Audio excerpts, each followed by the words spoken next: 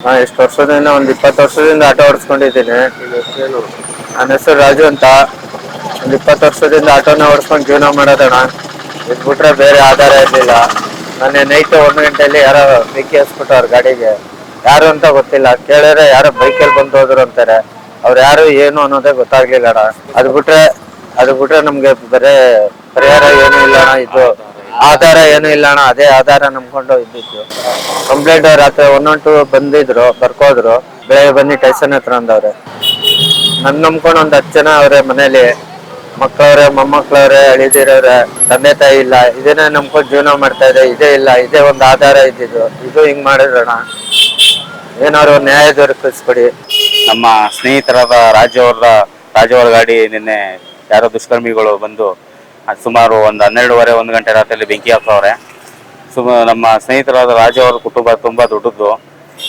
ಈ ಸಂದರ್ಭದಲ್ಲಿ ಬೆಂಕಿ ಹಾಕ್ಬಾರ್ದಿತ್ತು. ಅವ್ರು ಎಲ್ಲೇ ಇರಲಿ ಹಿಂಗೆ ಇರಲಿ ಅದು ಬೇಕಾಗಿಲ್ಲ. ಆದ್ರೆ ತಿನ್ನೋ ಅನ್ನಕ್ಕೆ ಕಲ್ಲು ಹಾಕ್ಬಿಟ್ರು. ನಮ್ಮ ಸ್ನೇಹಿತರು ರಾಜು ಅವ್ರಿಗೆ ತುಂಬಾ ದೊಡ್ಡ ಕುಟುಂಬ, ಅದನ್ನೇ ನಂಬಿಕೊಂಡು ಜೀವನ ಮಾಡ್ತಿದ್ರು. ದಯವಿಟ್ಟು ಅವ್ರಿಗೆ ನ್ಯಾಯ ದೊರಕಿಸ್ಕೊಡಿ. ಬೆಂಕಿ ಹಾಕೋರು ಚೆನ್ನಾಗಿ ಮಡಿಗಿರಲಿ ದೇವರು ಅವ್ರನ್ನ.